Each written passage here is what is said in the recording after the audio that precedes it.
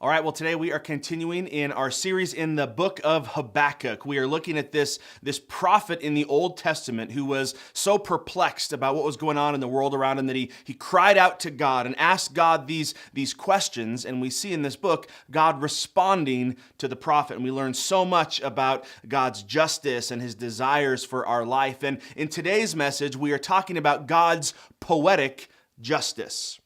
Now, when I say that word poetic justice, I wonder if you know what that means. And hopefully you're not just thinking of the Janet Jackson movie from the 90s. It's okay if you are, but that's not what we're talking about. When we think of poetic justice, we're talking about that kind of ironic turn of fate, where justice ultimately prevails in the end in sort of an ironic way, where there's the bad guy and the tables kind of get turned on him because he's trying to perpetuate this bad thing or this evil, and yet that same evil that he's trying to do ends up coming around and biting him, right? It's sort of like, have you ever been on the freeway and you're driving along and somebody's tailgating you, being really obnoxious and rude, and they're just being dangerous and swerving around. So finally, you get out of the way and let them fly on by, and then a mile later, you see them pulled over by a police officer.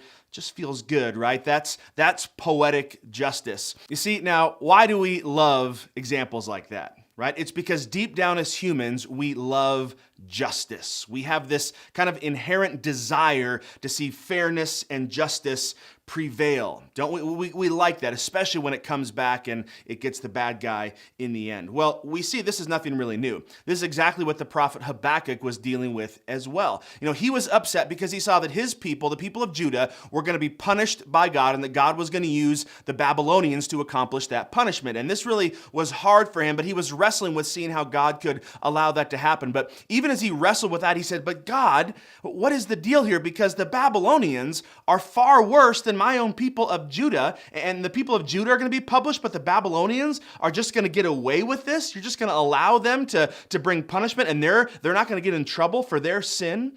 And God, in this response we're going to look at today, reminds Habakkuk that don't worry, I like justice too. And it might seem like they're going to get away with this, but don't worry, justice is ultimately coming.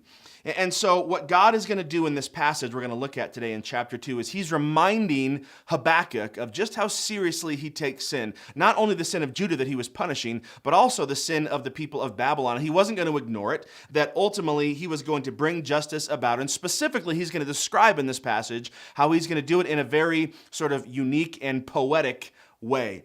And so in this passage, we're going to see that in order for God to comfort Habakkuk, he comes to him, and here's what he does. God gives a poetic reminder of his coming justice. Again, think about this. As Habakkuk is worried about Babylon just sort of getting away with this while his people suffer, God comes and says, and don't worry, and he kind of gives this gift. He gives a gift to Habakkuk and really the people of Judah, and it's the gift of a song. It might seem strange, but hold on here. He gives them this song or this poem that really it's a taunt song.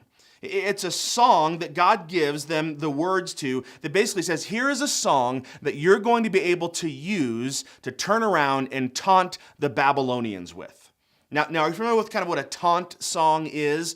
That's, like, nah, nah, nah, nah, nah. You kind of mess with your enemy with that. Or like when your team wins, you sing, we are the champions. You kind of rub it in the other team's face. In my high school, I went to this high school that had a lot of rich kids. I was not one of them. My dad was a school teacher. But we lived in this town, and then there's this big tech boom happened, and all these rich tech family kids started moving into my town. And so we were a really wealthy high school, but we weren't very good at sports. A lot of tech nerds, right? But not very good at sports. And so we'd always lose. And so in our high school, I remember this, when our football team would be way down, just getting crushed by another school. We knew that would happen, and so here's what our high school would taunt. Our taunt song was this: that's all right, that's okay, you're going to work for us someday. It's horrible, I know. It's terrible. I feel bad about it, but it was true. It's kind of our way of saying, listen, we know we're losing now, but just wait. Right? And that's essentially the kind of song that God gives to his people. It says, it looks like you're losing now, but just wait. Here is a song that you can use. And so in Habakkuk chapter 2, starting in verse 6, here's what God says. He says, but soon their captives will taunt them. The captives are the people of Judah. And he says, they will mock them, saying this. Right? So God says, soon here is what the captives of Babylon are going to turn around and mock them and taunt them with. And what follows is a song. It's actually a 5-stanza song. And we know it's a song or a poem because it rhymes in the original language of Hebrew. There's 5 stanzas to this song, and each stanza starts with the same phrase, which is basically, woe to you in the Old English, right? Or what sorrow awaits you. And so 5 times God says, what sorrow awaits you, Babylonians? And then in this rhyming lyrical song, he describes the sorrow that is going to come back and bring vengeance and God's ultimate justice to the Babylonians in the end. Now, in this passage, like I said, there's 5 stanzas, but really there's kind of 2 main categories of sin that we see kind of described in this song. And they're really kind of 2 different ends of the spectrum when it comes to sin. So we're going to kind of look at these 2 different types of sin, and you might really resonate with one and not the other. You might really get upset and angry at one and not the other. But what we're going to see is they're on kind of different ends of the spectrum, but God doesn't like either. And he doesn't like them because they are offensive to him and ultimately destructive to us. And so because of that, God is reminding us of the danger of sin and how his justice is ultimately going to come. And so here's the first sin we see. It's this sin. It's the sin of looking out for number 1. This is when we are so driven by materialism and greed and this desire for status and success that we are willing to do whatever it takes to protect ourselves and to build ourselves up, right? Even to the point where we will take advantage of others, step on others to get our way. This is when we get so focused on ourselves, we are so self-interested that we really lose sight of others, and we really don't seem to have much of a care or a concern for other people. And we read about this in Habakkuk chapter 2, starting in verse 6. It says, what sorrow awaits you thieves, now you will get what you deserve. You've become rich by extortion, but how much longer can this go on?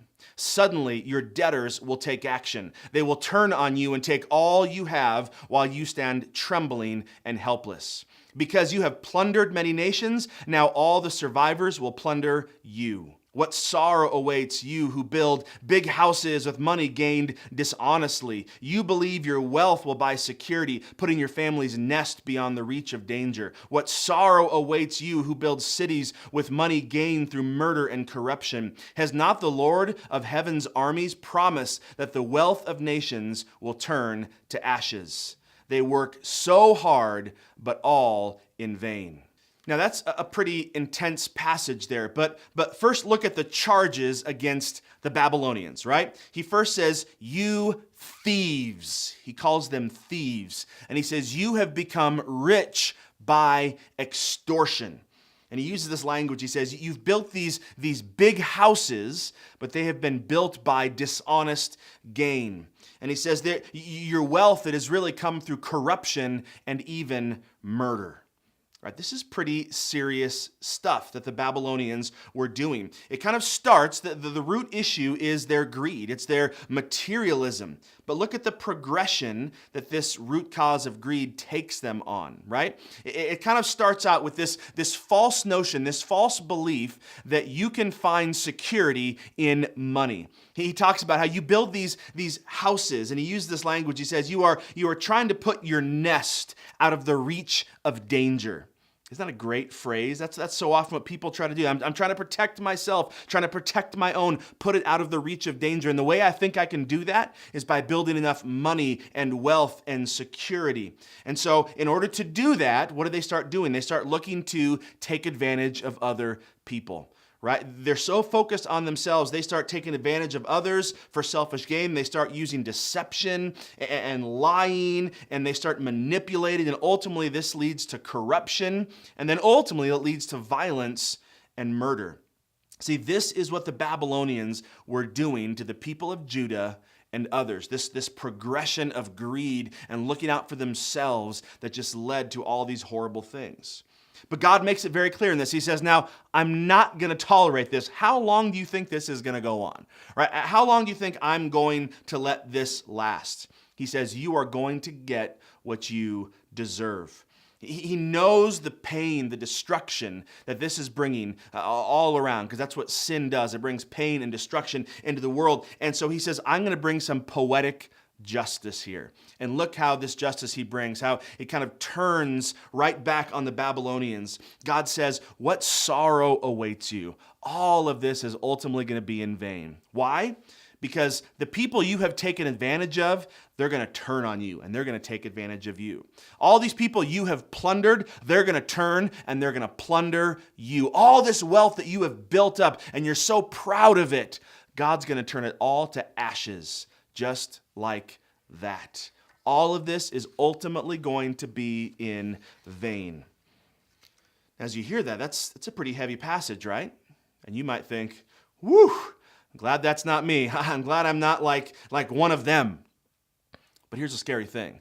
The scary thing is that while it looks certainly different for us in our world today, we can so easily fall into those exact same traps. You know, we might not be barbarians going in ruthlessly plundering and pillaging in villages, but we have that same propensity to look out for number one, don't we?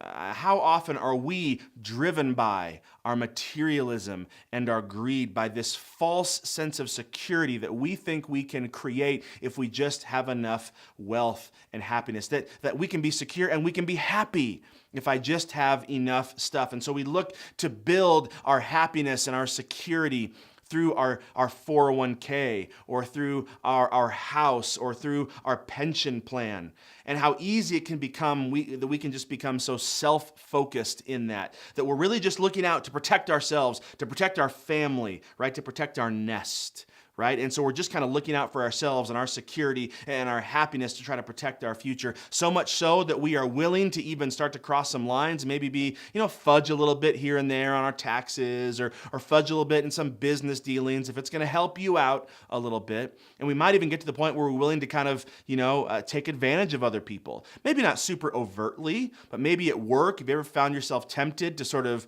let somebody else take the fall for something that might be more your fault, but you'll let them take the fall so that it can advance your own cause, so that you can look better? It's sort of like the old picture of, you're stepping on someone else's head so you can climb the ladder at work.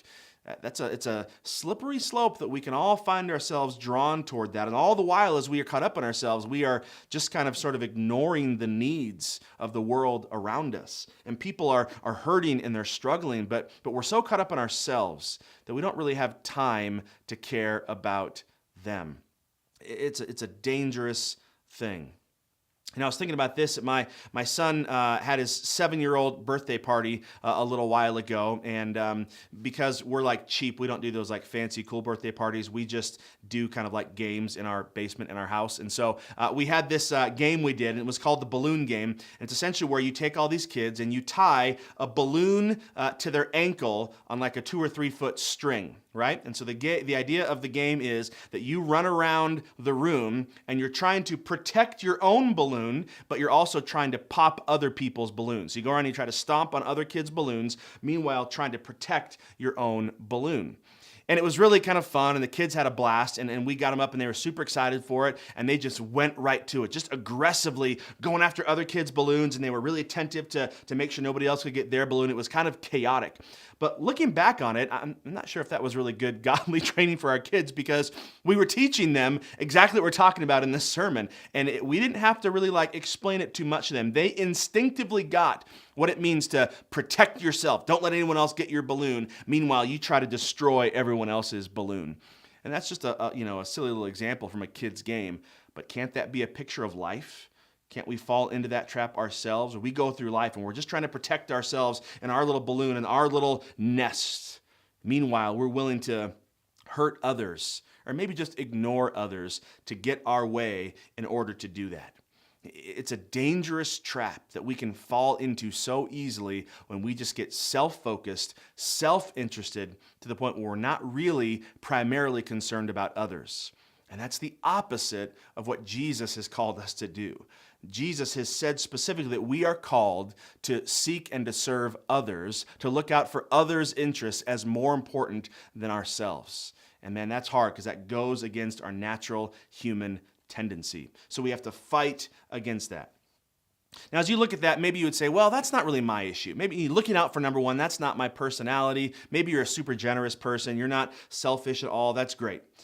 But don't think that's the only type of sin that God is upset with, right? That's one end of the spectrum. There's this whole other type of sin on the other end of the spectrum that God also doesn't like. And it's a sin that's very prevalent in our world today, and that's this. It's the sin of living by your own rules. See, this is the sin where we just have a hard time acknowledging that there is a God who has determined an objective standard of morality, right? That he, as the creator, has said this is right and this is wrong, and our job as the created is simply to obey, to submit to that. And man, do we not like that. Man, does that rub us the wrong way as humans and as Americans. We do not like the idea that someone else has the right to tell us what to do and what is right and wrong. And so instead, what do? We sort of like to pretend like we're God. And so we like to pretend like, no, I get to determine what is right and wrong for me, right? And then I'm going to live by those rules that I determine are right and wrong. And again, this isn't anything new. This is exactly what the Babylonians were doing years ago. They just flagrantly ignored God's moral standard and decided their own sense of morality to live by, and it wasn't pretty. And we read about this, again, Habakkuk chapter 2, starting in verse 15. It says, "What sorrow awaits you who make your neighbors drunk. You force your cup on them so you can gloat over their shameful nakedness. But soon it will be your turn to be disgraced. Come and drink and be exposed. Drink from the cup of the Lord's judgment and all your glory will be turned into shame. What good is an idol carved by man or a cast image that deceives you? How foolish to trust in your own creation, a God that can't even talk. What sorrow awaits you who say to wooden idols, 'Wake up, save us.' To speechless stone images you say, 'Rise up and teach us.' Can an idol tell you what to do? They must be overlaid with gold and silver, but they are lifeless inside." Again, this passage starts off and he says, "What sorrow awaits you." And why this time? Why do a sorrow await this time? Well, because of what they were doing. Now, let me try to be delicate here, right? We're in church, and so we want to try to keep this kind of PG rated, but this is definitely not a PG rated scene from Scripture here. What he describes the Babylonians are doing is basically forcibly intoxicating these people, forcing drink on these people so they end up getting drunk, and then they take advantage of them sexually.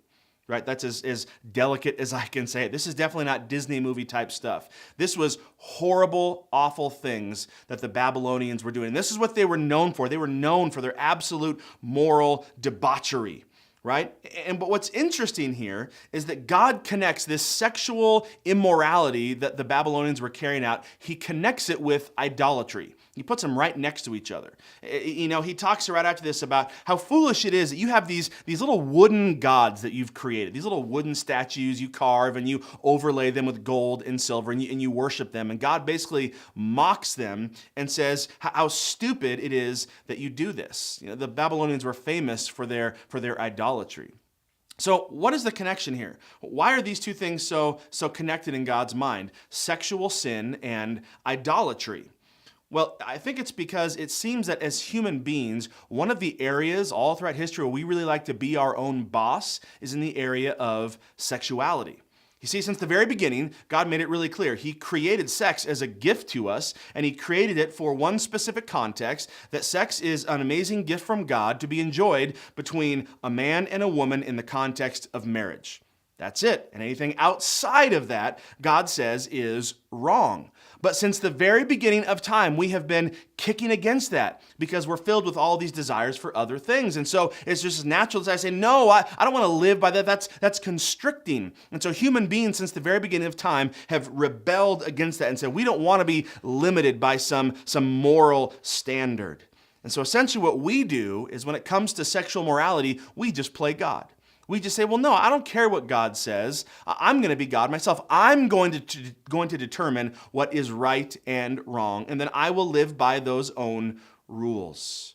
right? So what we do is we sort of determine what's right and wrong based on our own values, our own priorities, our own sensibilities, or the culture around us, and then we live by that. And essentially what God is saying is when you do that, you're acting like your God.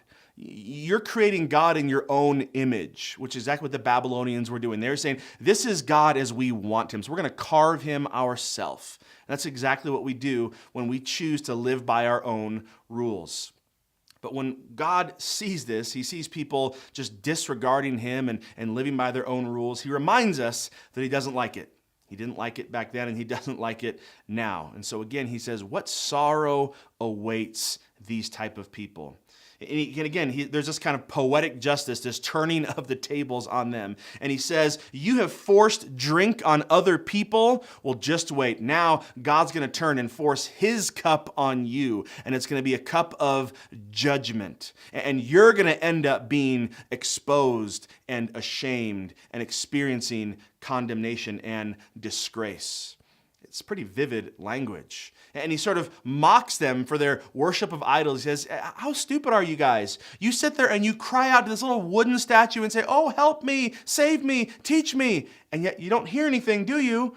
Why? Because they're lifeless. They're worthless. God is saying, what a waste of time to create God in your own image. It's essentially an idol. And then to look to him for help. Because it can't help you. It's not a real thing. It's just a lifeless chunk of wood. Now, again, you might be thinking, man, I'm glad I'm not like those people. Man, that's a rough thing. Taking advantage of people, getting people drunk, like worshiping wooden idols. I would never do any stuff like that. But just like the first sin, we might discover that we're actually far closer to this sin than we might want to really admit. I mean, how often do we sort of push back against the idea that God has an objective moral standard that he has revealed in the Bible, and our job is simply to live by it? I mean, we just don't like that, especially when it goes against our own desires, and especially when it goes against what we think is right, or what our culture says is right. How easy is it to kind of look around our world today and say, well, the culture says this, and the world seems to be going this way, and I know God says that, but that's, that's not really for me, and I can live by my own rules, in whatever, category that is in. That's just so easy to fall into that trap. How often do we hold up our own values, our own assumptions, our own opinions as really the most important thing, and we're willing to place those even above God's word in the Bible? That's idolatry. That's exactly what God says. You are worshiping this idol of yourself, and we find ourselves worshiping these idols of success and money or satisfaction or pleasure or comfort or whatever it is. And every time we do that, we are just pushing God off his throne, and we're saying, no, I want to be on that throne. Or this thing, this sexual satisfaction that I'm looking for, or this money that I'm looking for, or this comfort or security, whatever. That's the most important thing. We are making gods out of those things. And we need to be reminded about how God feels about those things. He didn't like idol worship back then, and he doesn't like it now.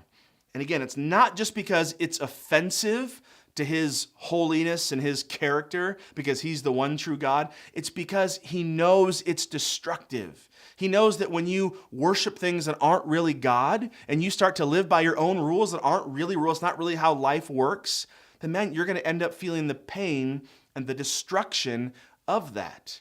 God has given us these moral standards not just to be mean or to restrict us, but because he knows that's what's best for us. That when we live by the way God has designed, that's how life is going to work best. And we think we know better. We are just setting ourselves up for pain and hardship. There's a vivid example of this. I read this news story a while ago. It's about this man in New Zealand, and they have pretty strict seatbelt laws down there, and he didn't like wearing his seatbelt. In fact, he got 32 citations from the local police for not wearing his seatbelt. But he was just stubborn, refused, even though that was the law. I don't care, I don't need that. He refused to wear a seatbelt, so he kept getting these tickets over and over. So here was a solution. He made for himself a fake seatbelt. He just refused to follow the law. So he just took a piece of material, like a strap, and he just kind of tied it in a knot up here in his car, right? And then when he'd get in the car, he would just kind of throw that strap over himself. So it looked like he was wearing a seatbelt. Well, it worked. He stopped getting tickets. Cops would see him and they'd see he had a little strap on. They assumed he had a seatbelt on. And so he was feeling pretty good about life because he didn't want to live by those rules. Well, he was feeling pretty good until he got into a head-on collision and was ejected from the car and died. Pretty serious, right? And you see him living by his own rules came back to bite him. And the police officer was there, is quoted in this news article as saying, that law, the seatbelt law, was simply there to protect him. But he was so proud and stubborn, and he wanted to make his own rules, and it ultimately cost him. Man, I thought, what a perfect picture of life and what we want to do. We want to say, no, I'm not going to live by your rules, God. I'm going to do my own thing. And yet we put our hope in these rules that are really just, they're fake. And they're ultimately worthless. They might make us feel good right now, but they are ultimately worthless. And when we try to do that, it ultimately is going to cause pain and it's going to hurt us. And that's why God hates it, because he loves us so much.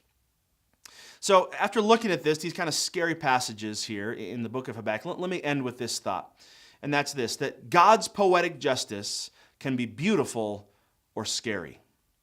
So here's what I mean by that this truth really is two-sided. It's kind of a double-edged sword, right? On one hand, this truth that God has justice and it's going to come, that can be very comforting, right? Or it can also be very convicting. And it really just depends on where you stand with God.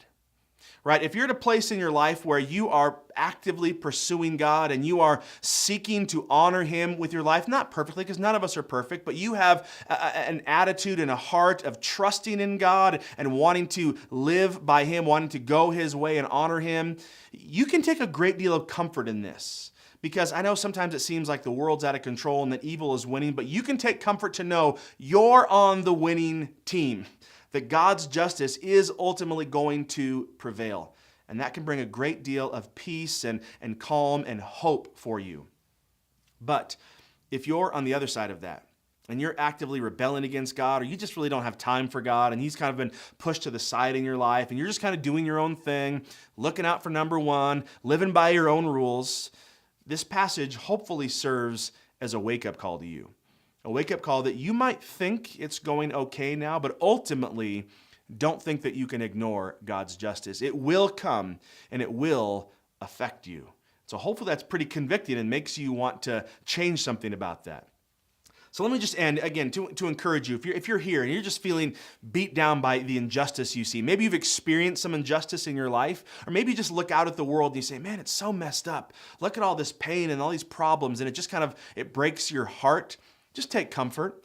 Know that God's got this, that God is in control, and that he sees it too, and that ultimately he's going to win. He's going to prevail. And it might look bad now, but ultimately know that he is going to win. Remind yourself of, it's kind of like what I imagine the disciples felt back in Jesus' day. When they saw Jesus, their Savior, and they saw him hanging on the cross, and they saw him die, and they saw his lifeless body be put into that tomb. Imagine how down and dejected they must have felt, feeling like, are you serious? We had so much hope, and now he's been defeated. The bad guys won, and our Savior Jesus has been killed. They were probably so depressed, but little did they know that it was Friday, but Sunday was coming. They didn't yet know the end of the story, just like we don't yet know the end of the story. And just like Jesus ultimately prevailed over the grave, God is ultimately going to prevail over sin and injustice in the world, and we need to remind ourselves of that. And let me just say this to those of you, again, you're maybe on the other side of that, and you've been kind of rebelling against God, and maybe you're not even like actively rebelling against God, but you just have kind of just been naturally looking out for number one, and you're kind of living by your own rules, and you recognize, man, I've messed up. You recognize that you're far from God, and you don't want to be on the other side of God's poetic justice. there is very good news for you. There is good news because that story we just talked about Jesus going to the cross and the tomb and raising again, that not only can bring comfort to those who are followers, it can bring comfort to you because that is your hope. You can have hope that you can be on God's side. You can experience forgiveness because Jesus, when he went to the cross, he died for your sin. He paid the price completely for it. And he offers that forgiveness and grace to you if you would simply turn and trust in him. So if you are here today and this is a convicting message to you because you recognize you're on the wrong side, you can turn now and you can begin to experience God's grace today.